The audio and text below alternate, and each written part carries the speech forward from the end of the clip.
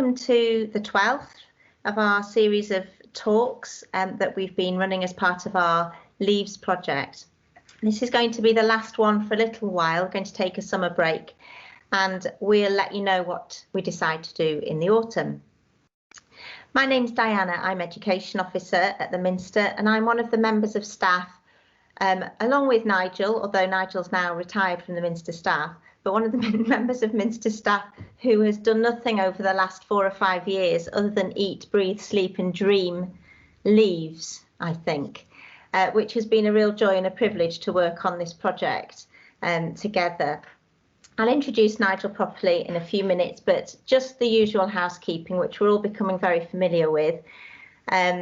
We're going to keep you muted, obviously, for the duration of the talk, and if you'd like to ask a question, we'll invite you to unmute. The questions will be at the end, and you can ask questions by raising the little hand icon, which is at the top of your screen. There's a smiley face and a little hand, and in there's a raise your hand icon, which we'll be able to see. You can also put questions in the chat. In fact, Nigel, I don't know if you've seen it, but Leaves of Branch has already put in the chat an alternative to your title. So the title is "What Mean These Stones?", which is a quote from Joshua from the Bible. And Leaves of Branch suggests you could have called it "What's Up With All Them Leaves?" if you're from Nottingham. It just made me laugh while I was watching people coming in. Very Nottingham. Anyway, where was I? You could probably be a good idea for you to turn your cameras off as well. We are recording the session, so that will mean that people can catch up who missed it. It will be on YouTube. And if you would like to see the recording, just email Aoife. At some point, when she's got a second, she'll put her email in the chat. And if I could just indulge in just a short word about these talks, the education team's role in the Leaves project is community engagement and outreach, and we spent much of last year furloughed, and then Aoife joined the team as an intern last October, just as we were coming back from furlough. And we were trying to think, as we all did, how can we engage in these strange times that we're living in? So we thought, well, why don't we put on an online talk and see if anybody comes?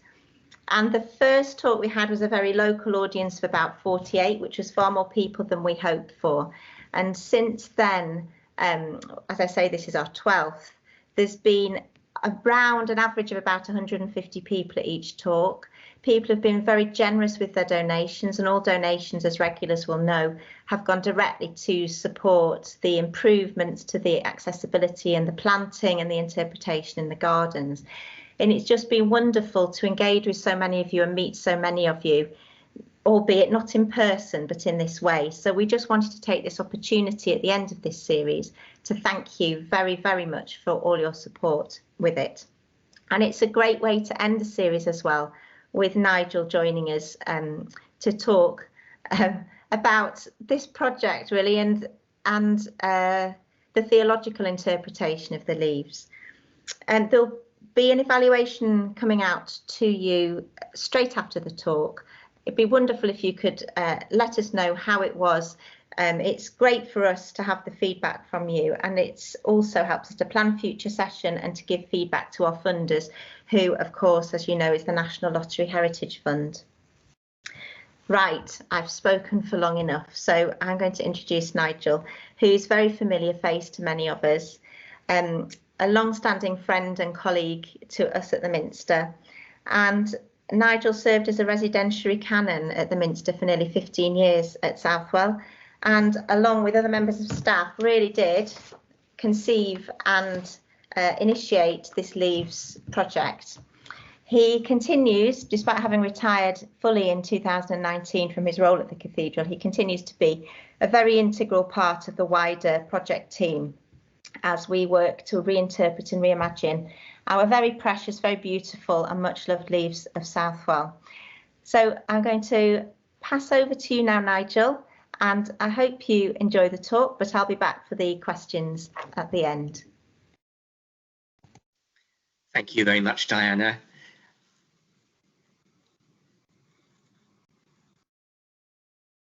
Thank you very much, Diana. It's good to be with you this afternoon and to contribute to this series of talks on the Leaves of Southwell, or Sutherl. The stone foliage of the chapter house is widely acknowledged to represent the pinnacle of the medieval masons' art in the United Kingdom, if not in Northern Europe, where they're equalled only by the sculptures at Naumburg in Germany and Reims in France.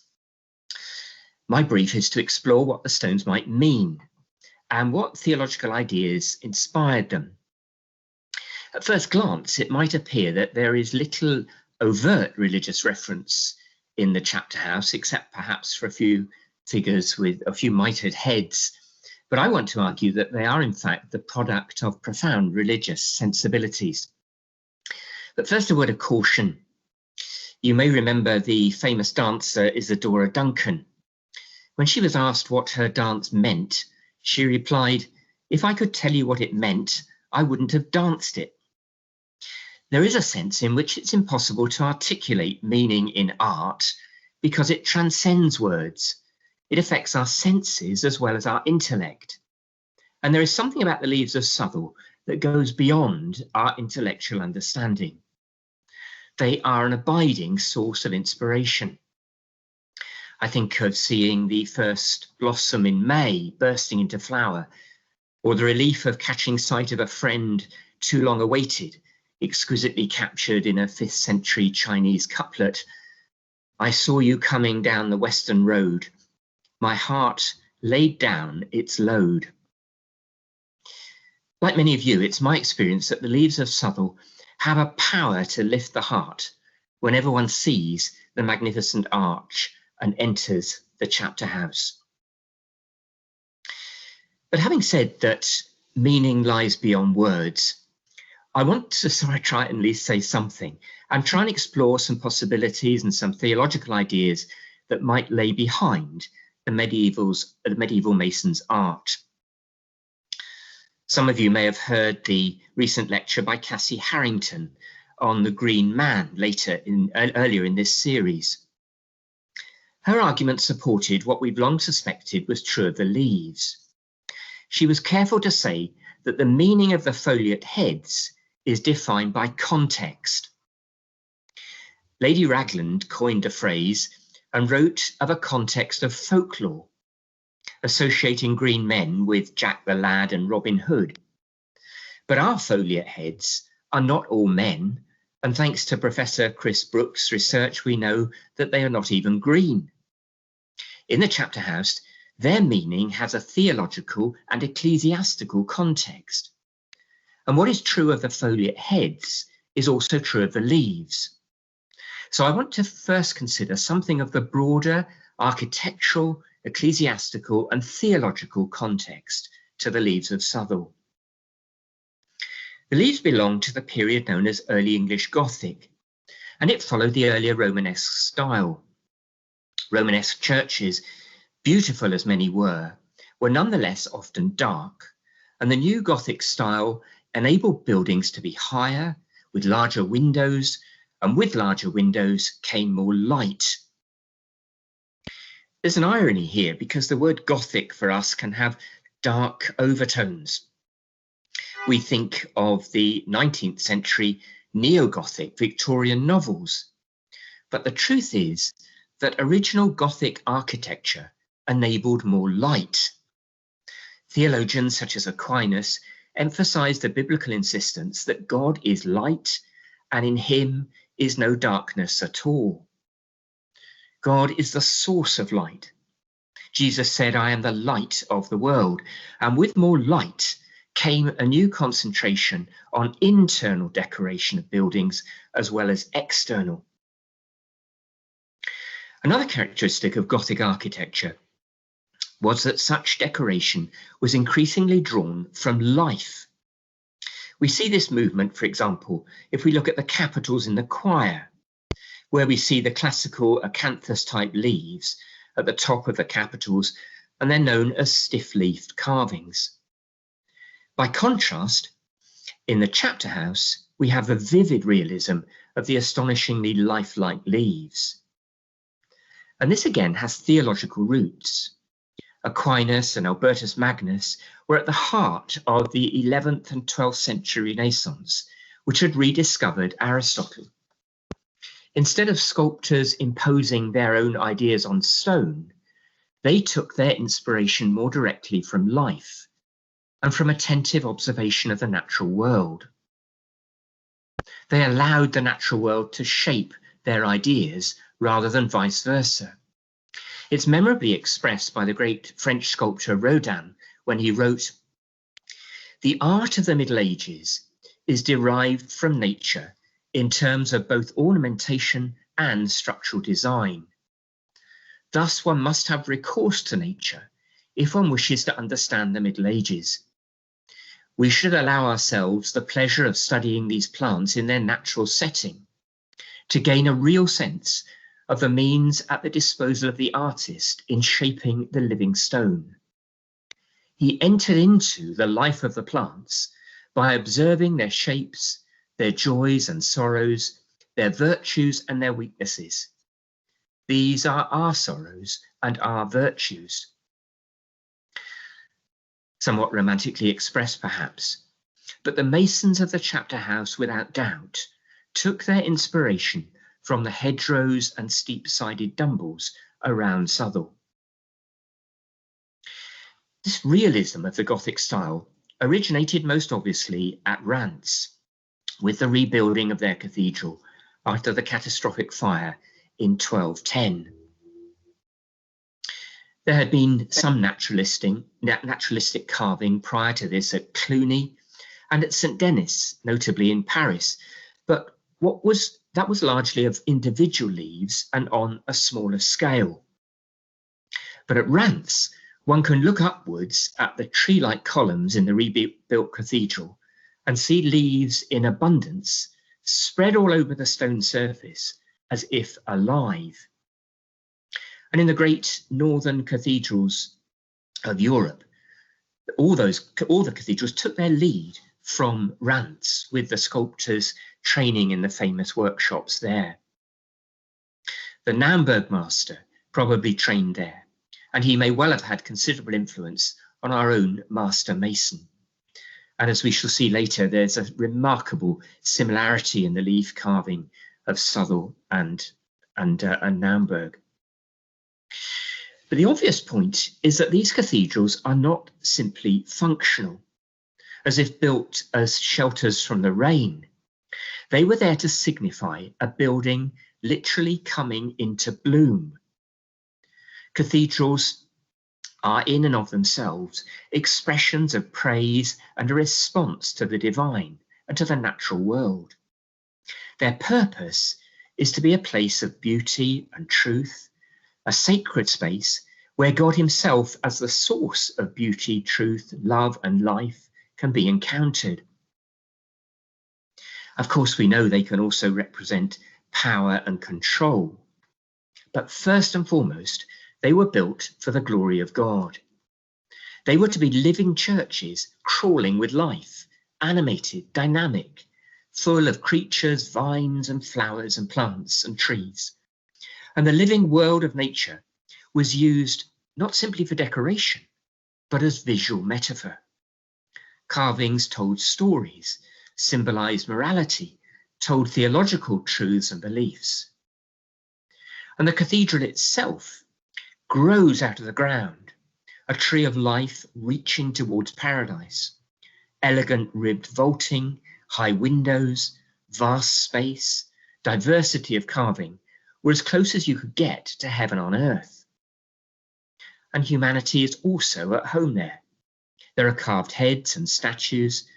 Here was a joyous creation praising its creator.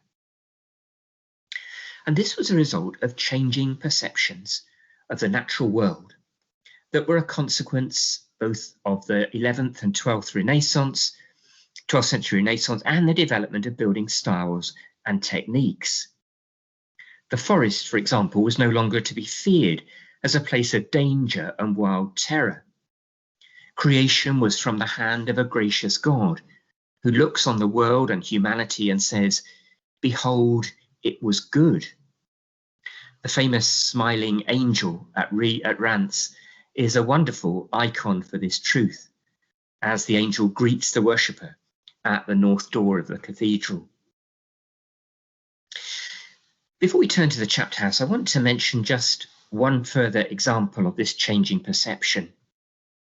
We think the master mason at Southwell might well have worked at Lincoln and at least seen, if not contributed, to the leaves and the new cloisters and the marvellous angel choir there.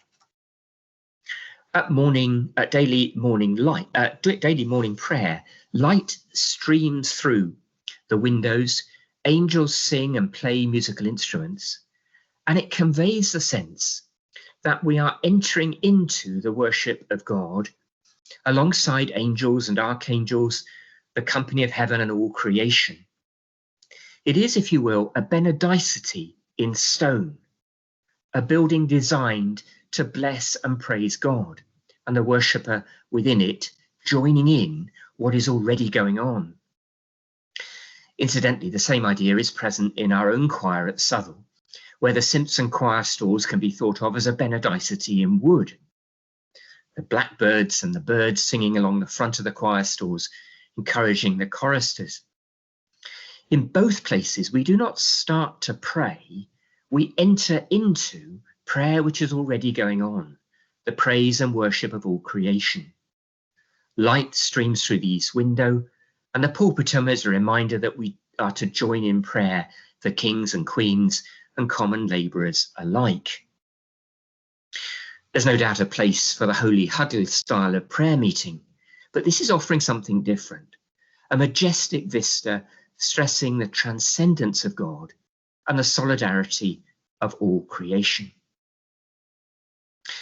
So let's turn to the chapter house and to the leaves. We need to note first that it's designed as a meeting place rather than specifically a place for worship. But it is, of course, nonetheless an integral part of the minster itself. It's unusual amongst chapter houses because there are no overt biblical references, no texts, no stories illustrated, as is common elsewhere.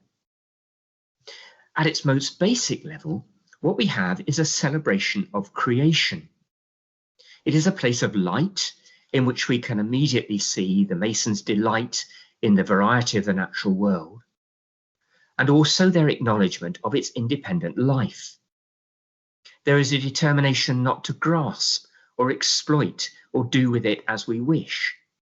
There is a recognition of its intrinsic value, not simply its functionality. The very act of creating a sculpture that represents something real sets it free from the mason's control. There is a concentrated attention given to that which is beyond the self, as any artist or sculptor will attest to. The naturalism and vibrancy of the carvings led Hilary Mantel in her novel Wolf Hall to imagine Cardinal Wolsey presiding beneath the high vaulting like a prince at ease in some forest glade, wreathed by carvings of leaves and flowers that are so subtle it's as if stone has burst into florid life. There are no written records that can help us determine what was in the mind of Archbishop John Le Romain or the Master Mason in designing the chapter house. We do know, however, that before he became Archbishop, John Le Romain grew up in York, that he was precentor in Lincoln, and that he was a lecturer in philosophy and theology in Paris, the epicenter of the Renaissance. He might well have seen Sainte-Chapelle, famous for its stained glass, but also for being a space with naturalistic leaves surrounding the walls. In addition, there's the distinct possibility that the master mason at Southwell had a connection with Naumburg and the master mason there. And I've referred to already to the astonishing similarity of style.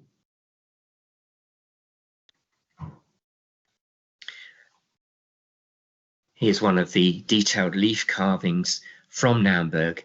And I think if you couldn't catch a glimpse of the square capital behind the leaves, you'd be forgiven for thinking that was actually a picture of the leaves at Southwell.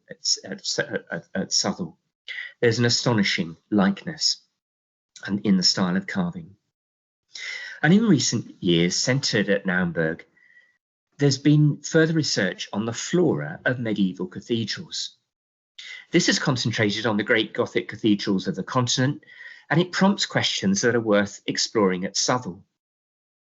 In the Gothic cathedrals of Northern Europe, from a choice of over 800 potential plant species, only some 50 or so are chosen. Southwell has around 16, compares to something like 28 at Naumburg. So what are the reasons for the choice of plants and their meaning in their overall arrangement?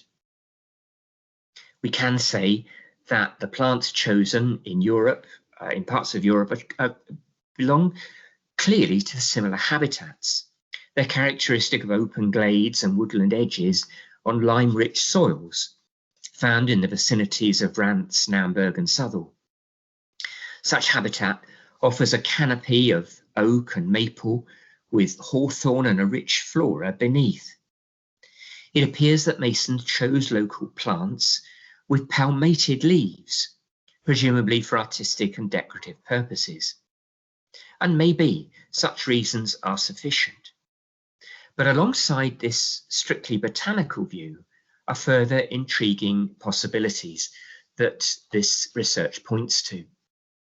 I want to offer 5 possible strands of interpretation that suggest additional underlying themes are present to the carving of our leaves.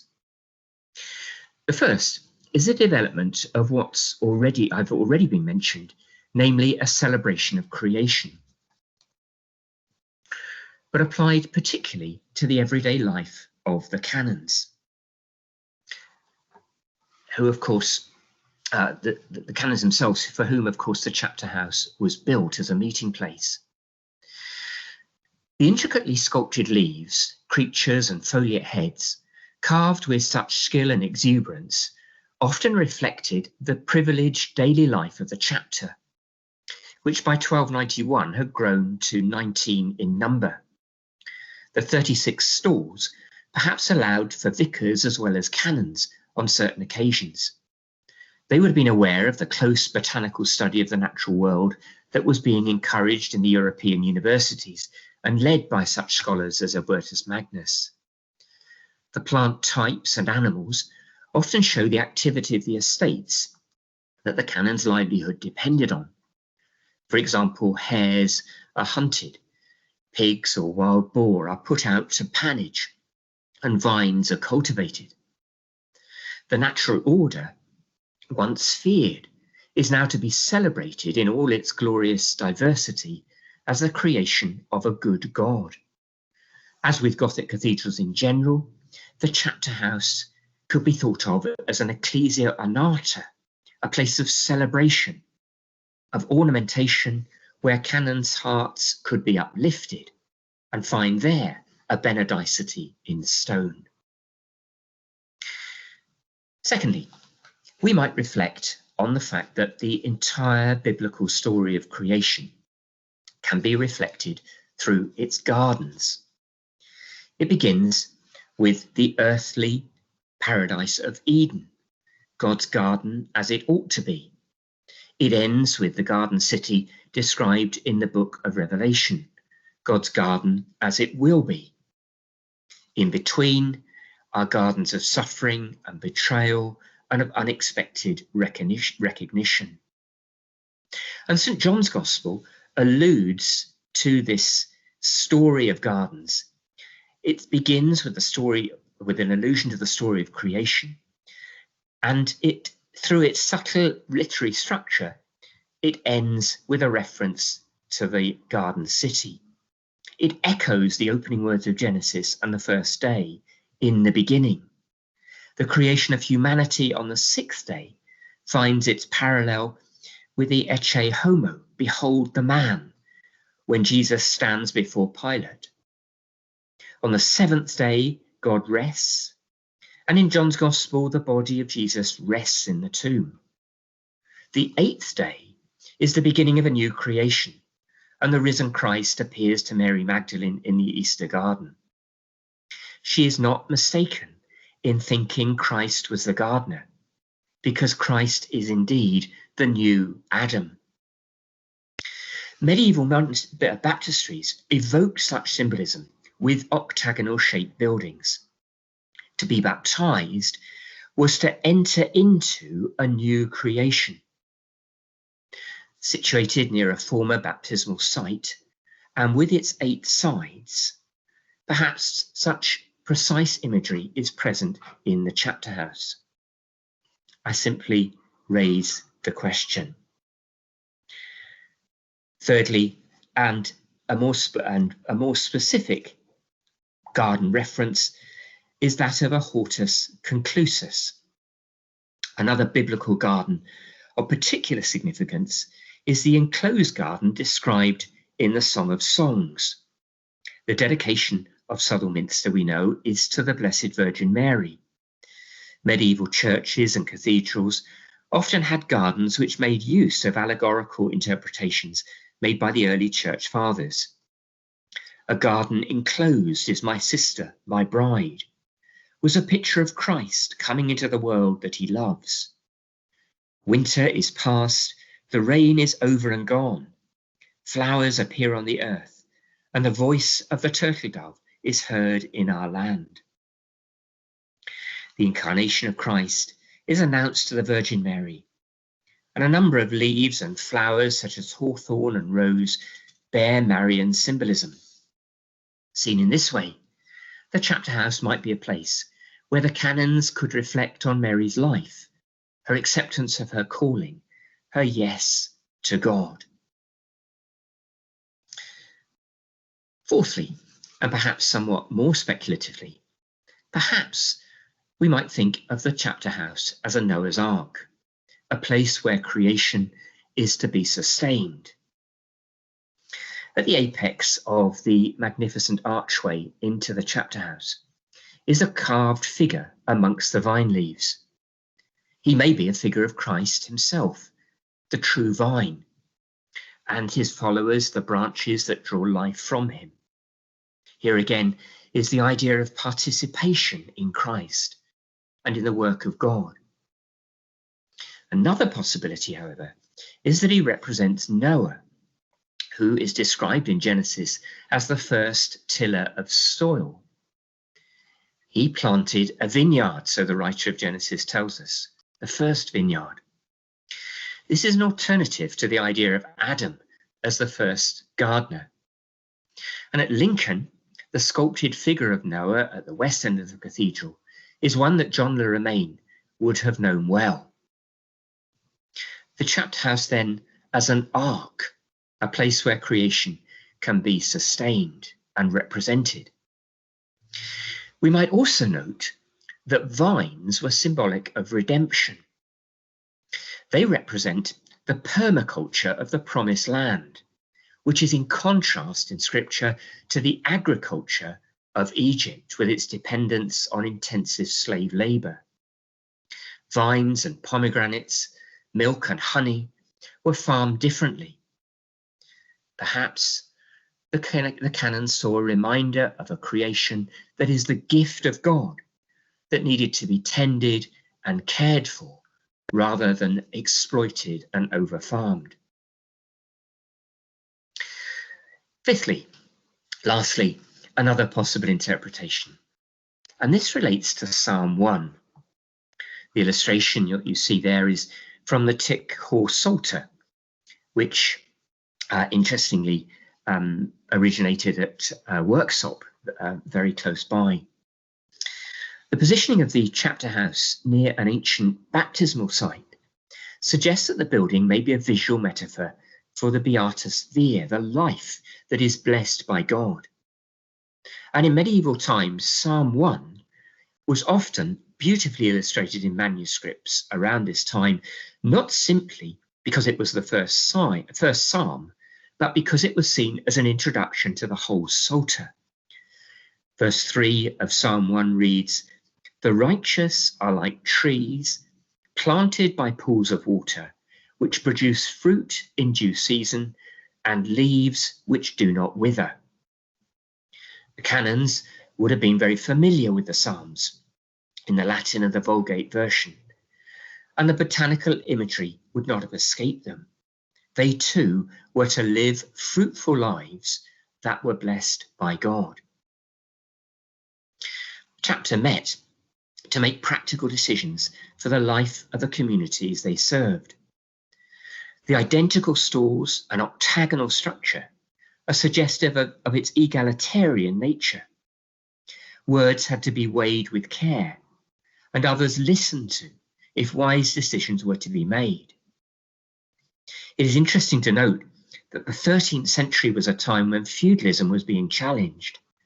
The Magna Carta of 1215, the Freedom of the Forest Laws of 1217, all meant a challenge to the hierarchical structures of medieval society. It also saw, as a century, the rise of religious orders. The Dominicans were stressing friendship and human solidarity. The Franciscans were going further in speaking of brother sun and sister moon. Here was a solidarity with the whole of creation. The foliate heads, understood in this context, had particular significance. Not only was the word of God to be meditated on and chewed over, with leaves springing from open mouths suggest fruitful lives, and remind the canons of the words of Jesus that out of the abundance of the heart, the mouth speaks. The book of James makes a similar point. And it might be that the strawberries and hops coming from one of our foliate heads illustrate words that are both bitter and sweet. The foliate heads, therefore, become visual metaphors for wisdom and for human flourishing. They're in a setting where everyone needed to be listened to. There was no obvious leader. There was no bishop or dean. The octagonal shape ensured that all were heard in the chapter. To conclude then, we might summarize these different strands of interpretation by saying that they all symbolize the chapter house as a place of well-being. Well-being is a popular word in recent parlance, especially in our National Health Service nowadays, but its origins lie in Christian theology. A case can be made for the medicinal significance of the plants chosen, but the association with a baptismal site on its own is enough to remind us of living water as a source of life and being, literally and metaphorically a place of well-being. A recent study draws on texts by Hildegard of Bingen and suggests that 12 of the plants in the chapter house have properties associated with 4 kinds of common ailments: skin diseases, mouth ulcers, urinary conditions, and jaundice. In addition, some plants, such as wormwood, were believed to ward off evil and serve the function of maintaining the purity of a sacred space. The chapter house then is a place of well-being, a sacred space of renewal and restoration. Because in the chapter house, we're invited to see the world in a new way. We can discover a new understanding of what it means to be human and what it means to be part of God's creation. It's a place to see, a place to wonder, a place to reconnect with God and creation, and a place of participation and transformation. I want to finish with just one example of how this works in practice. In an earlier lecture, Alan Bates reminded us of Sir Nicholas Pevsner's experience. He visited Southwell in the dark days of World War II, having been interned as an enemy alien. This despite fleeing from Nazi Germany in 1933. He was from a Russian Jewish family, and when he visited Southwell, questions of identity were no doubt uppermost in his mind. Where was he to find a home? His experience of the Leaves caused him to write his famous Penguin classic, The Leaves of Sutherl.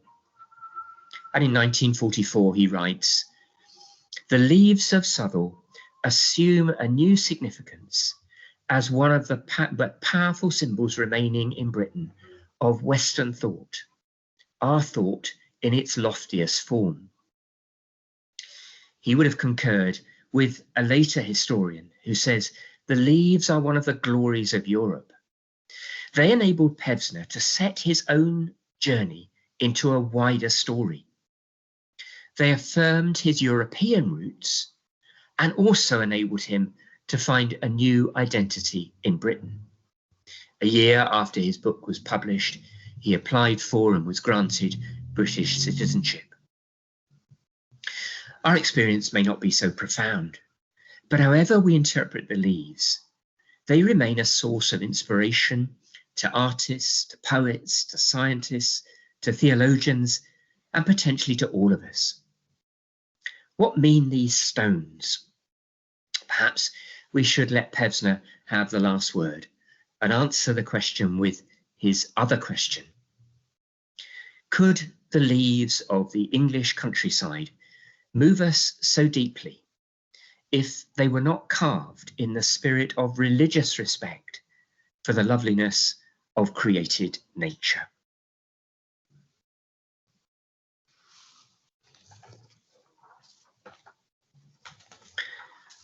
Over to you for further questions.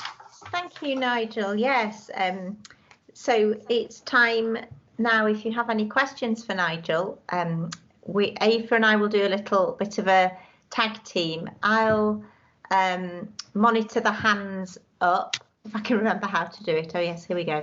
I'll monitor the hands up. You can put your hand up to ask a question by using the icon at the top bar. There's a little picture of a face and a hand, and if you just if you click on the hand, I'll do mine so you can see what I mean.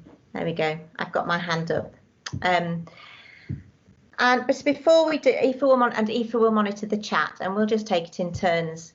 But before we do, I just wanted to say, Nigel, I don't know if you saw it come up in the chat, but Roger said, what a beautiful lecture, full of ideas and images shooting out like a kaleidoscope. I have to say that would sum up most conversations I have with you about Leaves. It really is amazing the things that you manage to pull out of them. It's absolutely fascinating. So thank you very much. I am going to put my hand down and invite others to ask a question. So if we start with Leafy McBranch, would you like to unmute and ask your question? Great name, by the way.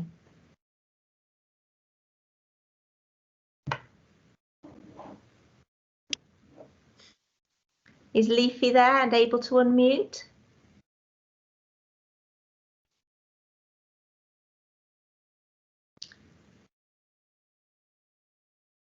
My microphone doesn't work. Oh, is that Leafy saying that? Yes. My microphone doesn't work. I'm curious how the hawthorn represents Mary. I think that's Leafy's question, Nigel.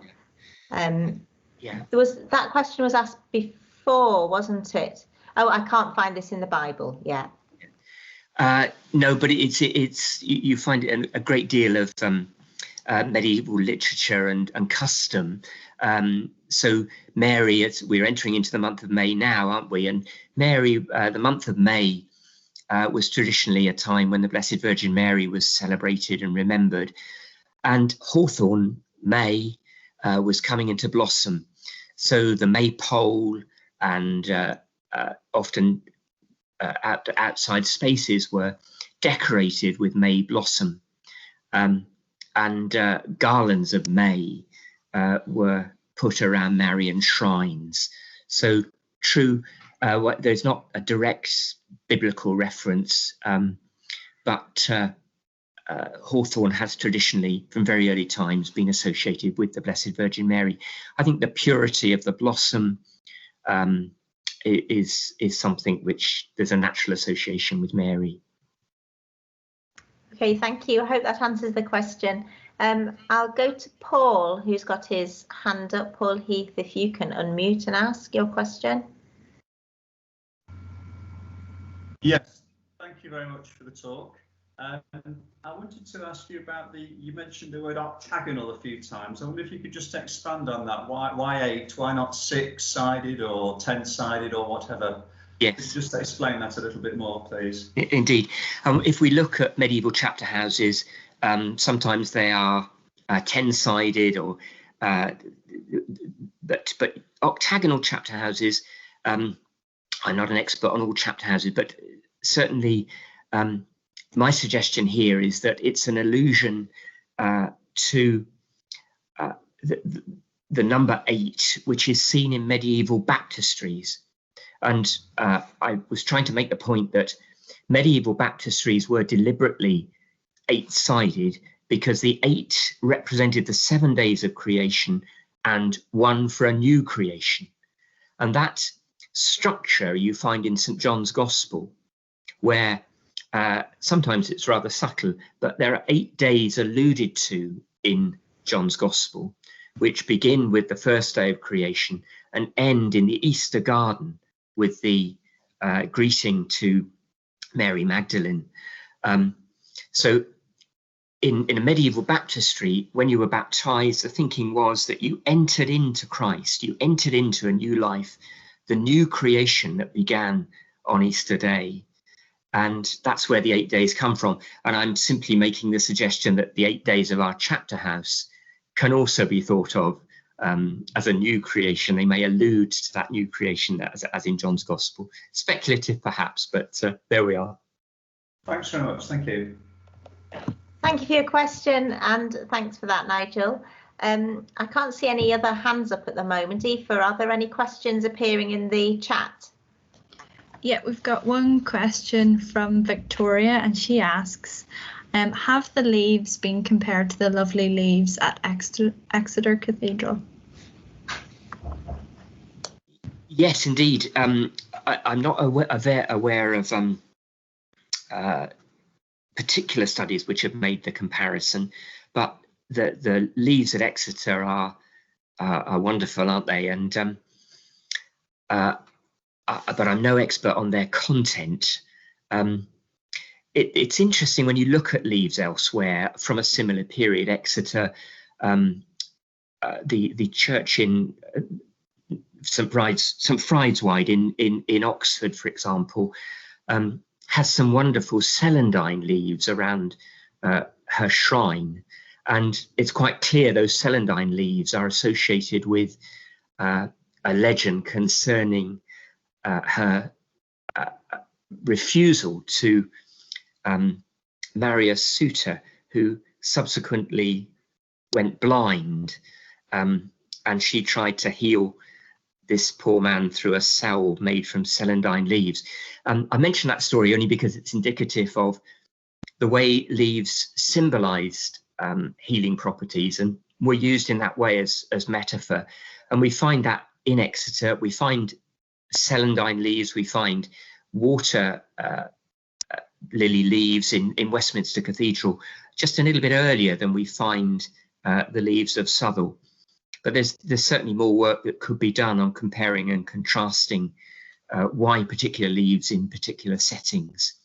I think we have a good idea as to why our leaves were chosen, and that relates, of course, as I was trying to suggest, to its particular geographical context. But it will make an interesting study to compare what leaves and why the leaves were chosen at Exeter. Sorry, it's a rambling and rather unspecific answer, Victoria, but it's the best I can do. It's never rambling and unspecific. It's always interesting, Nigel. Thank you. So if we go to Hugh Middleton, would you like to unmute, Hugh?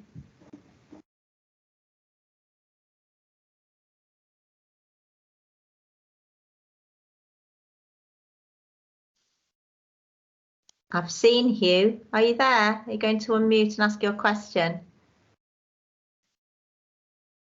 Have you got me now? I've got you now, Hugh, yes.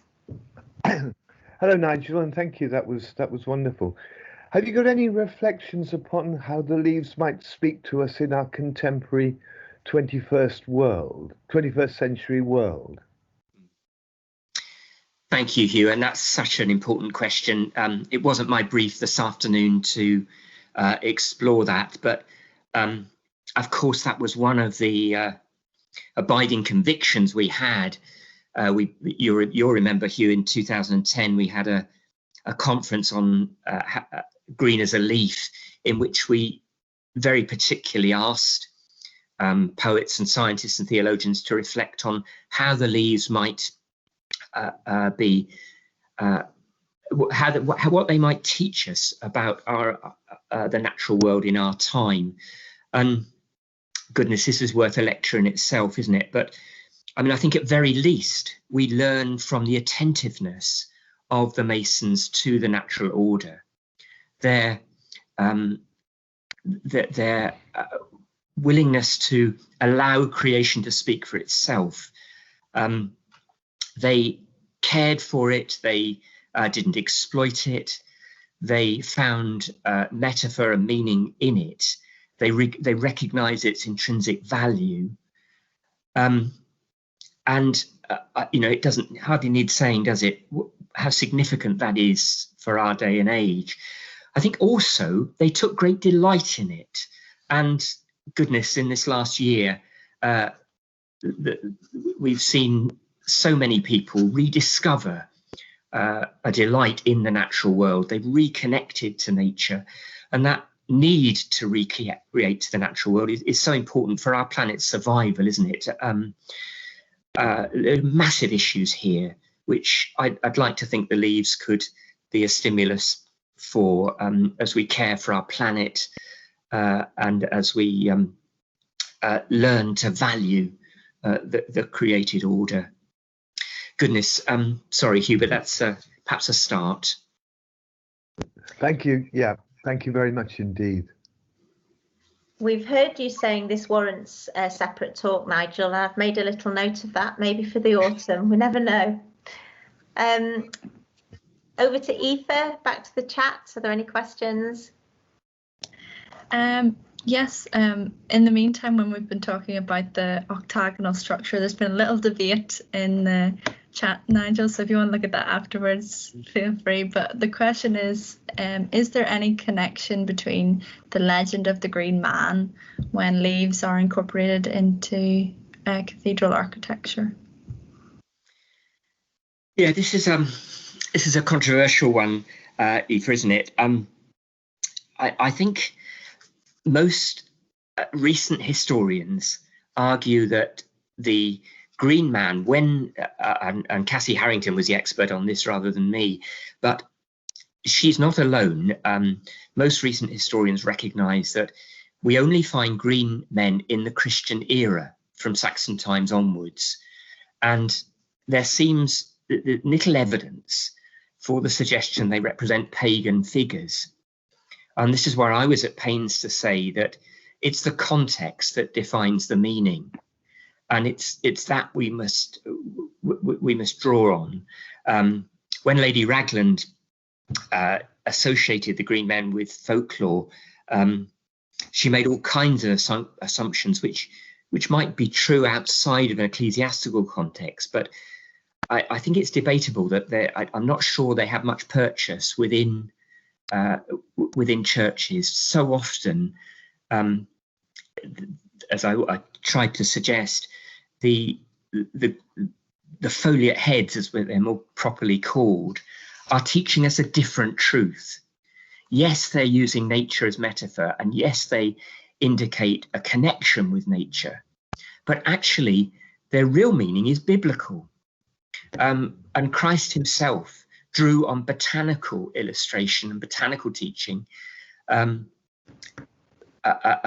talked about the words that proceed out of our mouths, and that, I suggest, is a more natural meaning for leaves coming out of the foliate heads, rather than an association with a pagan Jack the Lad or a legendary Robin Hood. I'm not suggesting there's no connection with nature, but that the roots actually lie deeper. In an ecclesiastical context, that's where we have to look for meaning. I'm sure the conversations about the Green Man will continue. It's endless, isn't it? Fascinating subject. There are no more hands up at the moment, Aoife. There was a question about the Acanthus. Did you see that in the chat? Yeah. So do you know why the Acanthus leaves were chosen as the stiff leaf design for medieval carving? Yeah, I think it goes back to Roman and Greek classical times when it was clearly a very common plant, and it's a rather beautiful structural plant, isn't it? The way the leaves produce a natural curl, and I think simply the classical sculptors wish to create a feature at the top of a capital, and done rather beautifully, but in a very stylized way. And it's in contrast with the leaves of the chapter house. There is an acanthus leaf, of course, in the chapter house, but within the naturalistic period, leaves were not stylized. They were seen in a much more realistic way. So I think I'm not an art historian, an architectural historian, but my guess is acanthus leaves because of their structural beauty and easy to stylize. Yeah. Interestingly, Alan has just put in the chat, acanthus equals enduring life. So, yeah. Interesting point. Yes. And Patrick has his hand up, or he did. Patrick Sills, if you'd like to unmute. Hi, Patrick. Hi, can you hear? Yeah, good to see you. Hello. No, I can't see you, but it's nice to hear you. Nigel, thank you very much for your very clear and very meaningful interpretation of the leaves as they would have been seen by the Masons. And my question is similar to Hugh's, but wondering really how we and others who are concerned to draw on these interpretations now. Mark said it's all very well to analyze, but the point is to change things. There's a lot of both individual Christians and churches, including the Minster, who are very committed, increasingly committed, to caring for God's creation. How can we learn from the leaves, and not just in terms of understanding, but how are you and others going to help the likes of us to share your understanding of what they mean and what they could point to in terms of future Christian witness? Thank you, Patrick. Again, that's such a profound question. It's hard to answer quickly. I'd say the first thing that came to me as you were asking the question was that without being indulgent, I think we need to learn to enjoy creation again. We've gone through decades where we've sort of seen creation is there for our benefit. We exploit it. We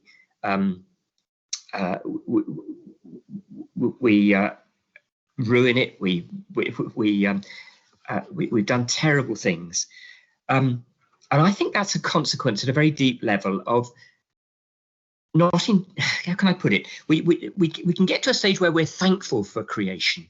We can take a walk in a forest and we can be thankful for what's around it. But I think there's another stage that I was trying to allude to, and that is of entering into creation, recognizing that we are part of creation. And that's not seeing it as something other than ourselves. So worship and praise is not about simply thanksgiving, important though that is. It's actually about participation. And I think reconnecting with nature, valuing it, enjoying it in the deepest sense, means that we see it as God sees it, and we value it as God values it, and we see our place within it properly as responsible stewards for it.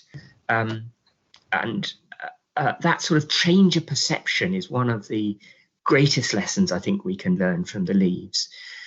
The Masons had that respect for the created order, which we've lost, and there are signs it's being recaptured, all sorts of signs, and I think the leaves can be a catalyst to that.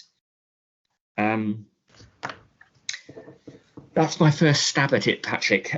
There are all kinds of practical implications, aren't there, with education, with helping people to see, with helping people to be creative. But I think perhaps that's enough. That's all I can mention at the moment. Thank you, Nigel, and thanks, Patrick, for your question. I think we've got just time, if that's okay with you, just for one more from the chat. I just want to pass on Sheila's saying thank you for replying to the question about Acanthus leaves. You're the first person to provide a suitable answer, and for the additional comment about enduring life, which sounds highly relevant. So that's good to know. Aoife, is there one more question from the chat? Yes, so in some Christian denominations today, there is much emphasis on man's dominion over nature. Were the leaves and botanical reference controversial in any way in the 13th century? That's an interesting question. If I'm not aware that they were, that word dominion is so important, isn't it? It comes from the Vulgate, the Latin translation of Genesis, where man is given dominion over the creatures, the fowls of the air and the creatures of the sea and so on. And it's a desperately bad mistake to make, because we get the same word domination from it. And the original Hebrew word for dominion didn't carry that meaning of domination at all. It was much more a shepherding metaphor. So Adam was being given a commission to care for and to tend and to gather creation. It wasn't to exercise mastery over it. So that one little Latin word has got that mistake's got an awful lot to answer for, I'm afraid. Precisely what it was that caused the medieval Masons to represent the created world in a new way, I think I tried to suggest, was a consequence of the 11th and 12th Renaissance. It was a consequence of theologians picking up Aristotle and saying, we're not imposing form, we're not doing with it what we will, we're allowing creation to speak for itself, and we're looking at it very closely. This is about observation. And Pevsner makes the point it's the beginning of modern science, and that's a bit of an exaggeration, I think, because the empiricism of modern science is not reflected in the leaves, but the observation and the accurate observation is. There's one very significant strand to later scientific inquiry, which is present in the chapter house, and that's the giving of attention to what is there. There's a realism which is new. Prior to that, you see Egyptian mummies walking with their feet, in impossible directions, don't you? That the humanism that was to come in the later Renaissance is a consequence of this new way of looking at the world and allowing that new world to literally shape your sculpture, rather than allow your own internal ideas to dominate. Sorry, again, a rambling answer, but I hope that picks up the theme somewhere along the line. Really interesting, thank you. And it's something that's being picked up in the chat as well, which is fascinating, and we could continue, I'm sure, for a while longer, but I think probably at 3 o'clock it's time to draw things to a close. So thank you, Nigel. Really, as ever, interesting and educational. Thank you so much for joining us today and last week as well, so you can relax now. And I also just want to say there's a lot of hard work that goes on behind the scenes setting these talks up, and credit for that really does need to go to the team, but particularly Aoife, who is our lovely intern sitting there managing all the tech behind it. So thank you, Aoife. You've done a great job over the last few weeks. And Thank you to our audience as well. It's been so amazing. Some of you have joined us every week, I know, and others, if you're new to this one, I hope you've enjoyed it, and you can catch up with some of the previous ones by contacting Aoife. And we hope to bring you more later on in the year as well. So it's goodbye for now from us, and thank you to our audiences. Oh, I did intend to say the audience now seems to come from across the British Isles. Each country of the British Isles is now represented at most of our talks, which is just wonderful. So thank you for your support. Thanks to the Heritage Fund for funding all the amazing work that's going on at the Minster. We do put updates out most weeks on social media about what's going on. And work's now moved into the garden, so the donations, yeah, Alan, people are saying more, please, we'll do our best. So the donations that you've very kindly sent in are being put to good use already as we speak. So I think we'll say goodbye, and thank you once again to everybody.